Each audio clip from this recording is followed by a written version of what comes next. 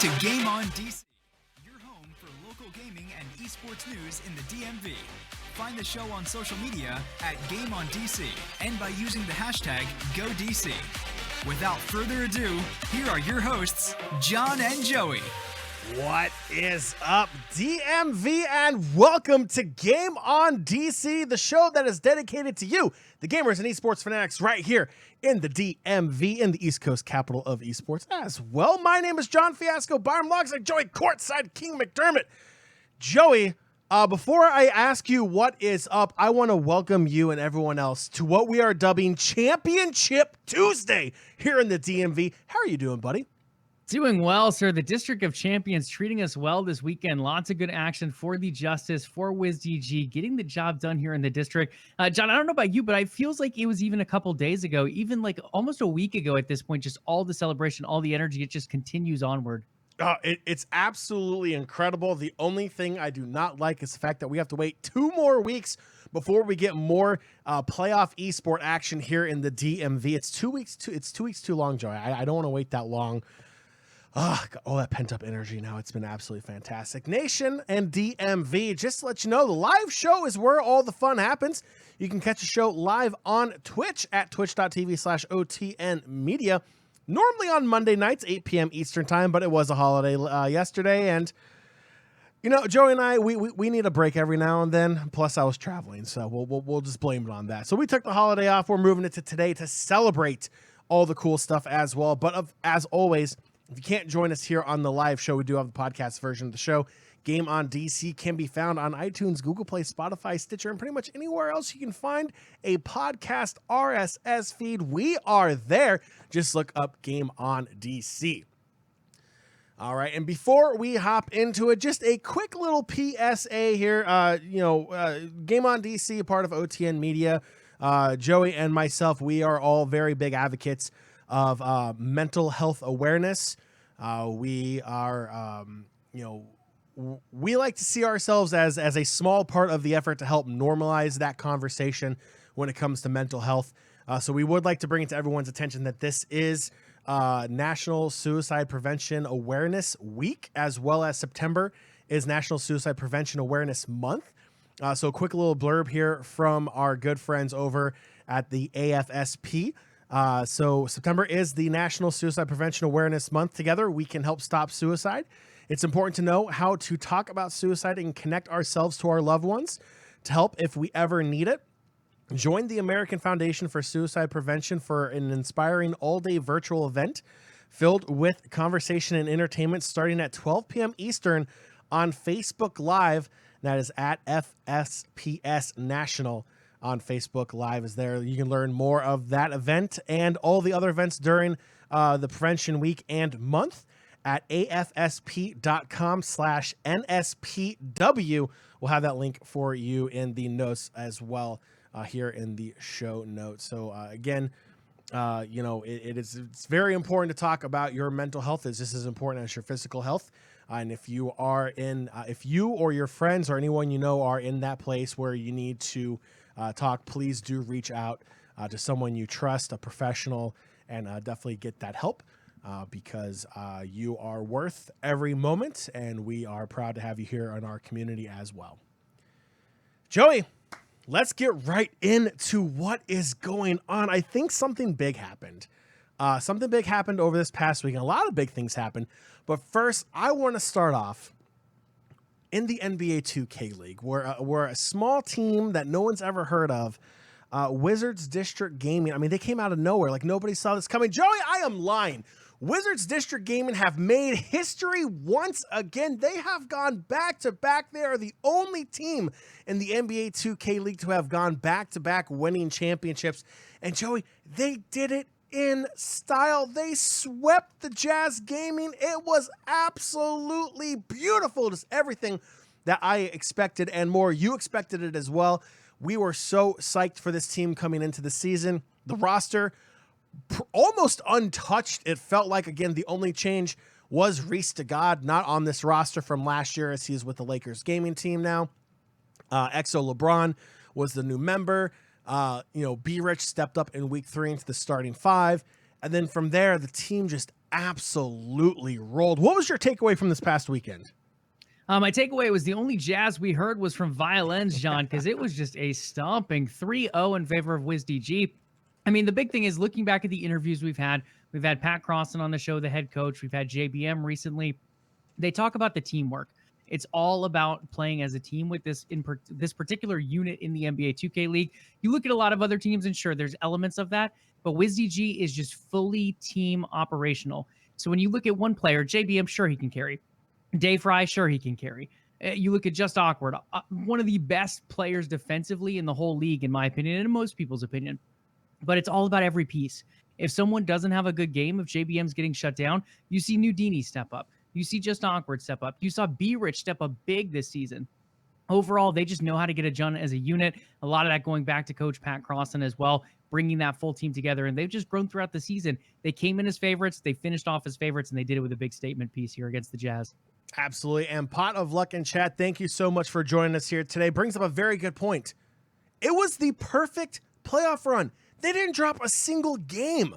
Yeah, they had some close games in this matchup in comparison to, let's say, the Nets, which, in game 2 of that 3-game series, we're just like, you know what? We got this far, and we're pretty much satisfied with getting our butts whooped here in game 2 when JBM pops off for 40-plus points.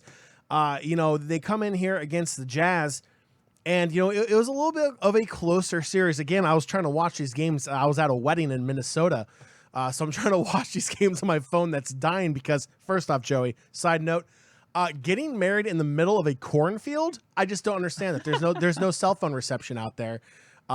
It absolutely drained my battery life, and I was able to catch pretty much the second half of every game, making sure it just didn't die out here. But what I want to do here real quick is just pull up what we saw here in game 1. It was one of the closer matches here in game 1. It was 69-62, of course, WizDG pulling out the big win.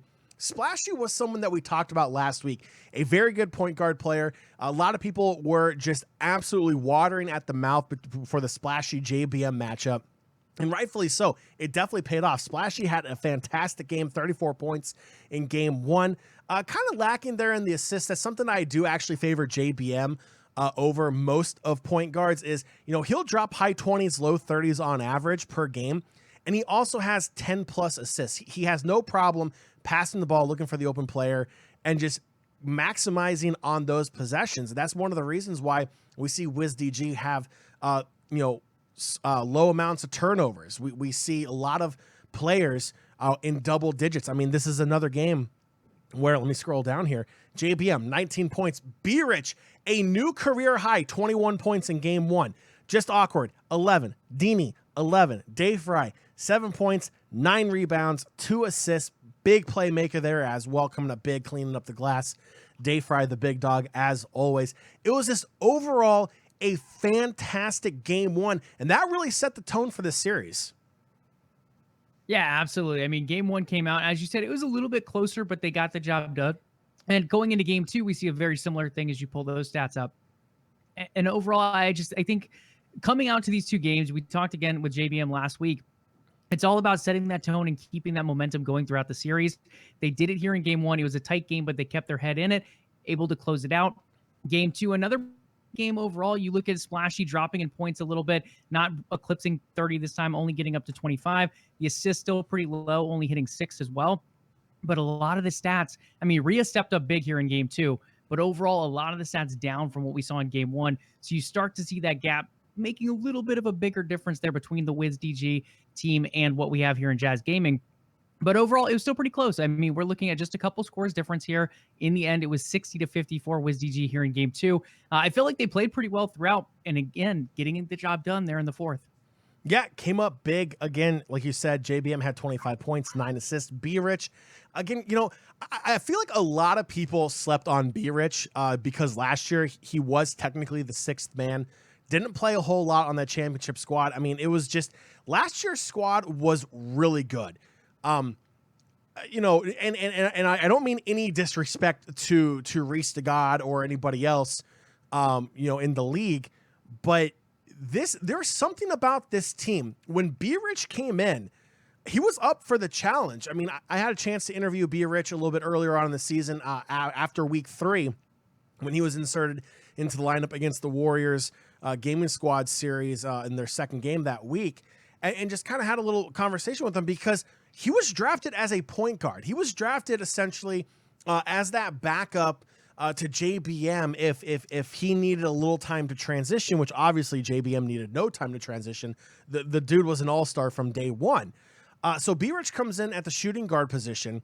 It's a different vibe. It's a different role. And B-Rich every single week grew in that position every single series. And now it's coming up big here in the finals. I mean, when you have Awkward and Nudini only coming up with 5 and 4 points respectively here in game 2, Dayfry did his work. He got his double-double. He got 10 points, 11 rebounds. That's his job. JBM dropped 25, had 9 assists. That's his job. Somebody else needs to step up, and that person was B-Rich in this series. You can't say enough about how crucial head coach Pat Crossan has utilized the 6th man. A lot of teams see the 6th man as a throwaway pick or, hey, I'm going to draft my friend to get them a shot in the league kind of thing. Coach Pat goes, no, this is a spot that we can use. Worst case scenario, we need this person to be able to be inserted into the lineup and play. And that's what B-Rich has been able to do. Yes, he had a year under his belt, and it paid off in a big way there in game 2. Well, and again, it's players stepping up where they need to. B-Rich didn't have the greatest game 3, but game 2, he stepped into that role. Like you said, just Awkward, Nudini, 9 points, under 10 between the two of them. Sure, they're getting other categories. Nudini had 6 rebounds, but they do still need those points. And as you said, B-Rich able to plug in, just as we've seen throughout this unit all year long. If it's not JBM and Dayfry, you're seeing Nudini, you're seeing Just Awkward, B-Rich, whoever is in that spot, starting to line up and finding the points where they need them. And they get the job done again here in game 2. And then in the final game, game 3, Joey, I feel like in these closeout games, WizDG find that extra gear. They have no problem putting the pressure on you. And look, there's a lot of trash talking on social media going into the playoffs. They're like, oh, WizDG won the league last year. It was remote. They didn't have to play on a stage. They didn't have to face the other team. They didn't have fans cheering in their ears. How are they going to react on stage?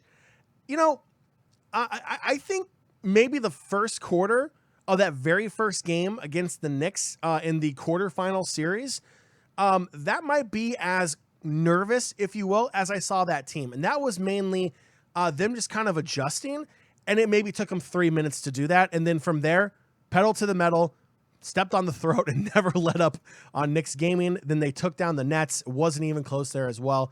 Then here in the finals, game 3, it's a 74-53 win in game 3 to complete the sweep, to make history.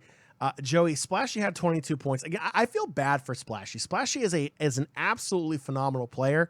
Definitely deserves to not. I'm not going to say he needs to be on a team that needs to win. I mean, I'm not trying to discount what the Jazz have done. That team really turned things around after week 6. Jazz Gaming was really struggling. They made that midseason trade. They got Lottie back, and that chemistry. A lot of people were expecting that chemistry to be there from the get-go, and that's exactly what we saw. They went on an amazing run. Unfortunately, you run into literally a juggernaut. People on social media right now are like, this is like the New England Patriots of NBA 2K League right now. And as much as I hate the Patriots, I will go ahead and accept that because, you know, I just don't see any team in the league, not the T-Wolves. The Raptors last year, their perfect season, absolutely demolished by WizDG in the postseason. Did the league a favor, knocked them out. It was all good. But there really hasn't been a team that can take them in a series. Yeah, you know, the beginning of the year was a little bumpy for them, but here in the playoffs, throughout all 10 weeks, there was no team that could really stand up to what WizDG was throwing at them, and then hitting a completely different gear in the postseason. Again, the final stats here for game 3, JBM, 24 points, 11 assists. B-Rich, 8 points. Awkward, 11 points. You have Nudini coming up big, 19 points, 4 rebounds. Dayfry with his double-double, 12 points, 10 rebounds, 8 assists. This was all around a team effort. If the Jazz tried to shut down a player, another player stepped up. In games 1 and 2, that was B-Rich. In game 3, that was Nudini. It is a 5-headed monster. And it really, no one can stop them. Nobody could stop them. And that goes to that. I'm trying to pick the correct words here because I'm not trying to get anybody on Twitter coming after me here. It really goes to show you that a team that plays like a team that does not have a selfish player that wants the ball. I'm the only one with the ball. I'm the only one that wants to score. A team that has no problem playing as a team, realizing everyone has a role to play, and when they all play together for each other, this is what happens. You knock off one of the best point guards in Splashy. You defeat Chalk twice in a year. Both times you sweep the nets, okay? You take down CB13. You take down some of the best point guards in the league because you do not play selfishly. JBM was the 18th leading scorer in the league, okay? Splashy, top 3. Chalk, top 3. CB13, top 5. These are all players that their offense runs through them and them alone. You shut them down, they lose. You shut down JBM, Nudini steps up. B-Rich steps up.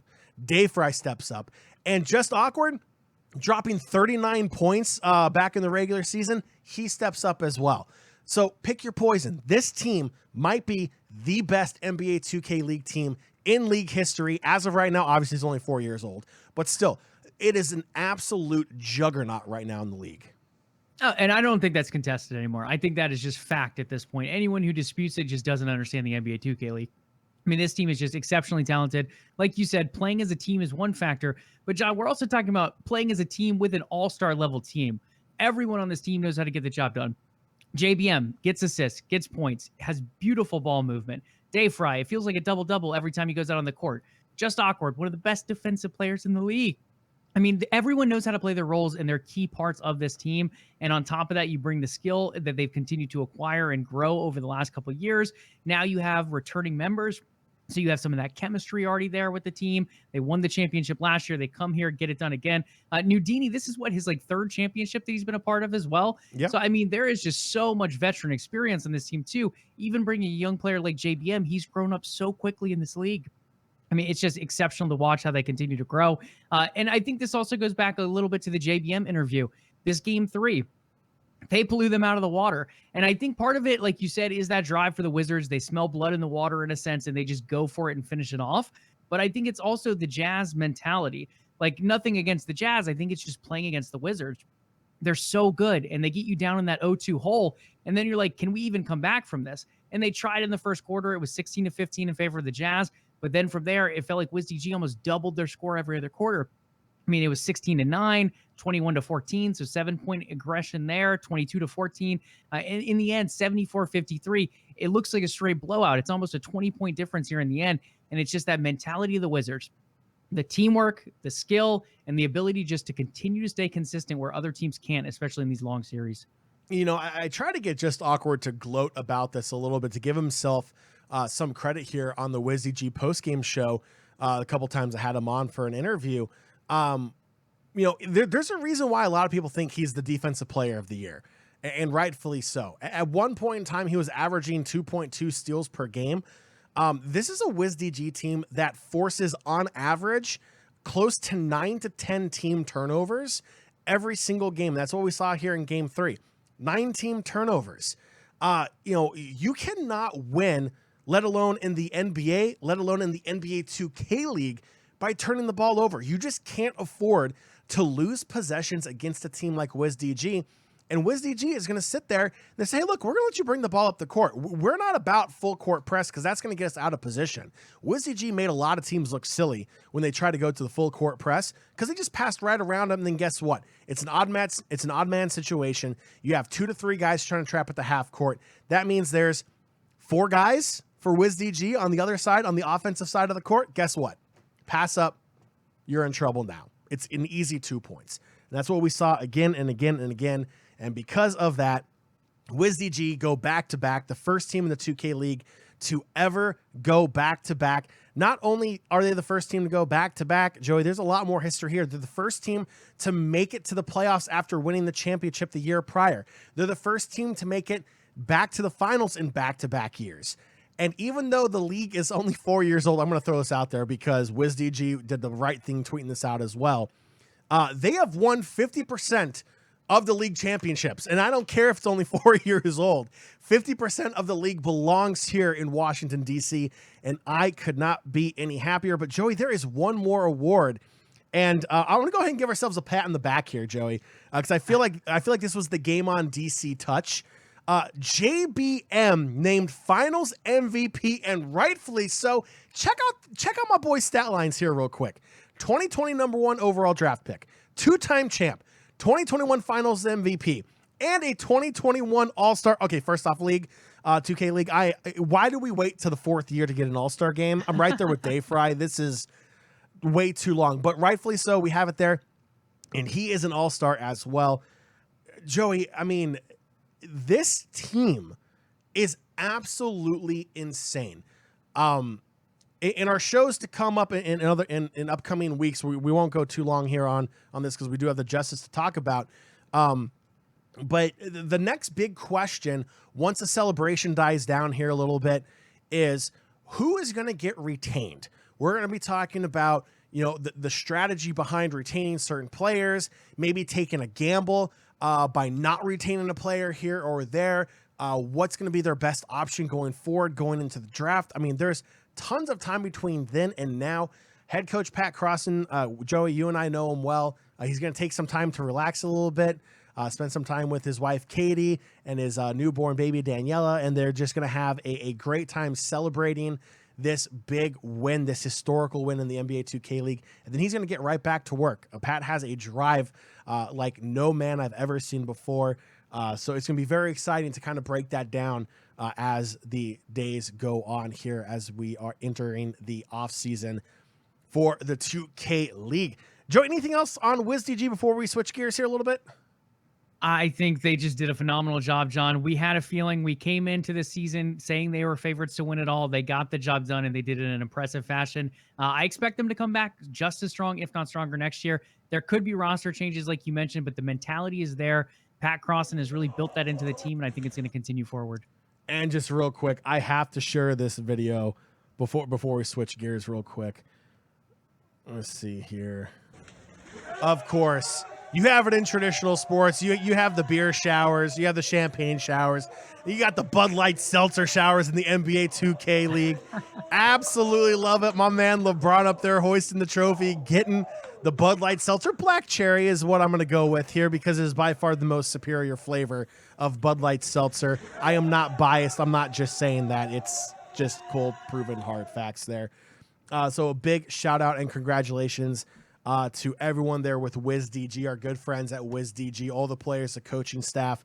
I mean, it goes all the way up to Zach Leonsis, Ted Leonsis for believing in esports and bringing an NBA 2K League team here to DC, a city that is starving for esports. I mean, we are DC. Honestly, when we open the show and we say we're the East Coast capital of esports, New York's dropping the ball when it comes to it. They just get a lot of stuff because they're big, but when it comes to like actually stepping up and doing things, the Knicks haven't. I mean, the Knicks technically did win a championship. Nets haven't done anything. The New York Excelsior, New York's dropped the ball. DC's picking it up, so that's why we're the East Coast capital of esports. Joy, let's switch gears here real quick. Let's go over to the Overwatch League because it wasn't just a big weekend for WizDG. For our Washington Justice Overwatch League team, it's kind of been a little bit of a roller coaster season. Some ups, some downs for the Justice, mainly around hero bans and the meta changing multiple times mid-season, and it was just absolutely frustrating. We've had a chance to talk to some players as well doing their coach streams. We had an interview with head coach Supreme right here on the show as well, kind of talking about those struggles. Joey, going into the play-ins, a lot of people were nervous. I know we were trying to predict who they were going to pick in the first playoff series, and they ended up going with Paris, a choice that you and I were maybe like, maybe that might not be the most ideal matchup. Joey, 3-0 against Paris. They absolutely sent them back to the top of the Eiffel Tower and said, stay there. Yeah, I mean, credit where credit is due. We have been pretty bold and pretty correct on a lot of our predictions for the Justice this season. This was one, and who knows, maybe if they played Boston, it would have been a 3-0 as well. But you and I both opting to choose Boston in this matchup. Instead, the Egg and the players decided to go ahead and choose Paris. In the end, again, ended up working out pretty well, though, John. I mean, we went 2-0 on map 1, 2-1 on map 2, and 4-3. A little bit tighter there on Numbani to wrap things up, but in the end, that is a 3-0 in favor of the Justice. It was absolutely big. It was a massive, massive win. A lot of people were wondering how this team was going to respond on these hybrid and payload maps, because that was essentially the Achilles heel all season long. So far, so good. So, Joey, the next matchup comes against a team that normally lets their play in game do more talking, but the Houston Outlaws are also known for whatever reason to be some of the biggest trash talkers in this entire league. And this time their bark was worse than their bite. It was a close one. It went 5 games, but the Justice silenced the Houston Outlaws, taking them down 3-2, and they punched their ticket to Hawaii for the playoffs. Yeah, the Outlaws, man, not quite the sharpshooters that we expect over here. The Justice really brought it to them. Houston being one of those teams, a lot of people were favoring them in the matchup. They come in strong. The roster's impressive. Previously playing against the Justice, Houston came out pretty cleanly in that matchup. So now getting that chance for revenge, the Justice went in here. I believe it was Houston that picked the Justice here as well, if I remember correctly. Yep. And in the end, that did not quite go their way. It started off all right for Houston. They did take map 1. It was Oasis. They won that one 2-1. But then from there, the Justice started to rise up. We take map 2 over on Temple of Anubis and went 2-1 in favor of the Justice. Then over to Eichenwald, a map that the Justice have typically done well on, as far as escort maps at least go. Or I guess that's a hybrid map technically. But we typically struggle on those. As John was saying, as we've said many times on this show, as all of you guys have seen as Justice fans, they didn't get the job done here, but they kept it close. It was 3-2 in favor of the Outlaws. So the Justice found themselves down 1-2. They had their backs against the wall, but John, that wasn't enough to keep them down. Justice rose up like cream to the top of the glass. 5-4. We ended up winning the next one, Dorado over the Houston Outlaws, before finishing it off on good old Busan. I feel like we've had so many Game 5s go to Busan. I love Busan. And so many have been so close. Unfortunately, dropping the one to the Shock in such a tight matchup. But in the end, not enough for Houston to come out on this one as the Justice shut them down 2-1 on Busan. It is so good to see a team that everyone looks at that roster and says, this is an elite team. On paper, this team should be a top 3 team. Yes, they struggled. Yes, they had their ups and downs. Yes, they had things that they had to overcome. Joey, I remember doing the co-streams for the Justice when Decay was not playing. Oh my, I mean, people were coming for us as if we had, something to say about who is in the starting 6. And we're like, guys, we have nothing to do with it. Like, we're finding out when you guys are finding out. Like, people wanted Decay in there. And, I don't blame them. Decay is an incredibly talented player. But also, as we heard from a lot of players and Supreme and from Pre, this is a team that if there is a hero ban that doesn't favor Decay, they have no problem flexing. They have no problem bringing in another member of the team to step in that position. Now, when the meta also drastically changes, that is where the question marks come in, and it's a trial and error. In the second stage of the league, in the season this year, the Justice drew the short straw. The bans came out on a Tuesday and they played like on a Thursday. It was absolutely ridiculous. The league dropped the ball on that one. But they bounced back in week 2. They were able to bounce back once they had a week under their belt, practicing what the new meta was going to be, seeing what other teams were doing, and then going from there. It's a team that never says no. Just like WizDG, they fight to the end. Even if their backs are against the wall, they give it time in and time out every single time in their matchup. And it's truly something awesome to watch here versus some of the other teams where it feels like when they get behind, they just kind of give up. You can see their play style change. The Justice, even on Junkertown, and I hate bringing this up because it gives me absolute irritation because I know this feeling all too well. When you can't push the cart out of the initial village in Junkertown, you can't even get to that first checkpoint. It's frustrating. The Justice tried everything, no matter how bad it was stacked up against them, and this is where it pays off. They punched their ticket into the postseason, And now, Joey, they're heading to Hawaii, which I am jealous because it is about to get cold in the DC area, and they're going to be going to Hawaii in a couple weeks. They're going to be match number 3 in the winners bracket. It's going to be September 21st, 7 p.m. Eastern time. Joey, they're going up against another team from Texas in the Dallas Fuel. Absolutely. Aloha Dallas Fuel. So they've already knocked out one Texas competitor. This Dallas Fuel team is a team we've gone back and forth a little bit with this season. They were the team that ended up going on to win the May Melee, but they were also, I think, the team that knocked us out right before that May Melee, or a team we beat prior to, and then they knocked us out. We played them very early on in the season, and they were good matches. I mean, I believe they went to game 5, if I'm remembering correctly. But in the end, Dallas has made a couple roster changes since then. They added Pine back to the roster. They've made a couple of coaching changes as well, I believe. But this is a different Justice squad as well. They've played Dallas before. They have that experience, but they've also built upon it over the course of the season. We heard it from Supreme as far as the scrim differences compared to the stage play, and they're doing very well in escort maps and hybrid maps and scrims. They just had a little bit of an issue translating that to the stage in a few of these matchups later in the season.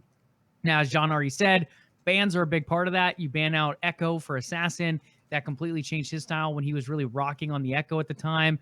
We saw some other big bans come through like Sigma for Fury. And I mean, I could go on and on. But in the end, when you have these bans come through, they end up shaking up the meta. Now heading into playoffs, these bans are not there anymore. And we're seeing the Justice fall back into their element. And they're taking the weaknesses that they had throughout the season and improving upon them as well. So going into this, John, Dallas is rated number 2 as the second seed overall. The Justice coming in as the 8th seed. I'm actually feeling pretty decent about this matchup. In the end, most people are going to say, hey, Dallas is going to win this pretty cleanly, or it's at least going to be a Dallas win in 5. But I think a lot of people are going to favor Dallas more than they should, giving the Justice, one, improving upon what we've already seen, the fact there's no bans, the fact they're finally getting the whole hybrid escort thing to go their favor a little bit more, and the fact that they have the playoff buff. We saw it last year. They were like a 12 seed, and they almost ran the table last year all the way to the Final Four, or the Final Four of qualifying for their particular region. I think teams should be scared of this team. They already took down one big team in Texas, and I don't know why they couldn't take down another. Absolutely. Enjoy the one other thing here. The pressure's not on their back. All the pressure's on Dallas right now, right?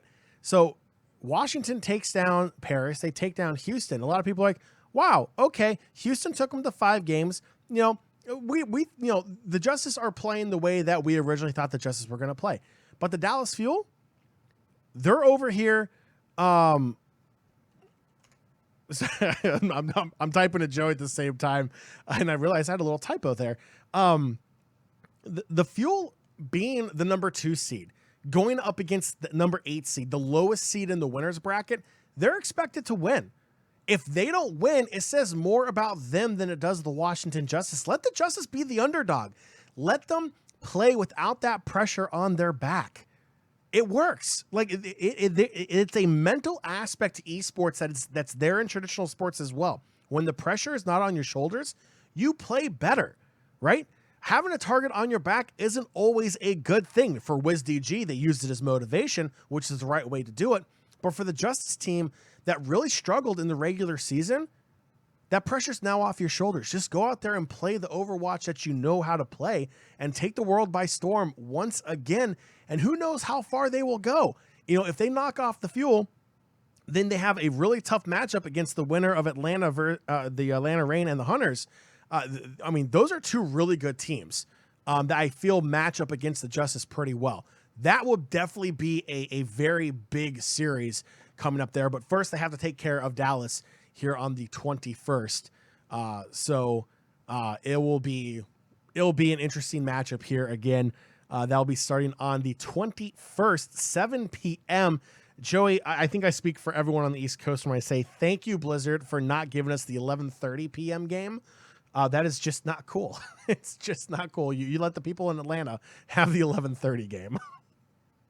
Yeah, absolutely. So it will be fun. September 21st, 7 p.m. Eastern time. I'm assuming most of you are Eastern time, but the Justice have fans all over the world. I mean, we had people tune in from South Korea for our co-stream, John. So we know the Justice are well supported worldwide as well. So this one is going to be 7 p.m. Eastern time. I don't know exactly how that's going to translate to everyone else's time zone in a sense with it being so worldwide, but we'll see what it ends up looking like. in the end. For now, looking ahead to Dallas, I think one thing people are sleeping on with this Justice squad as well is, sure, you have talented rookies in Mag and Assassin, but there's also quite a few veterans on this squad. Fury has been around. Fury's a world champion. You have Decay, who's been around for quite a while. Like, this team has some nice veteran presence to it as well.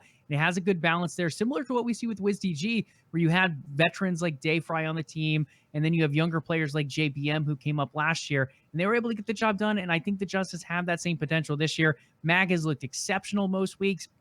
Assassin, when he's able to get a character he's comfortable on, looks phenomenal as well. The depth of bench there too, with Tuba kind of flexing to support or DPS as needed. You have Jerry being able to come in as a hit scan player for DPS as well. So there's a lot of depth to the squad, and depth can be a big factor when it comes to playoffs, especially kind of knocking other teams off their tactical edge potentially. Up against Dallas, it's going to take some talent, and depending who ends up winning there, we'll get another spicy matchup up ahead. Depending how this all breaks down, there are some really talented teams in the playoffs. But first, we got to make it past Dallas, John. The fuel of the fire is lit. We took down Houston, another Texas team on the radar. And so far, I'm going to put some faith in the Justice here. I don't think it'll be easy, but I think they have the talent to get the job done. Absolutely. Joey, let's go ahead and tease a couple things here as we approach the end of Game on DC today on the 7th of September. Joey, so we do have some interviews in the works.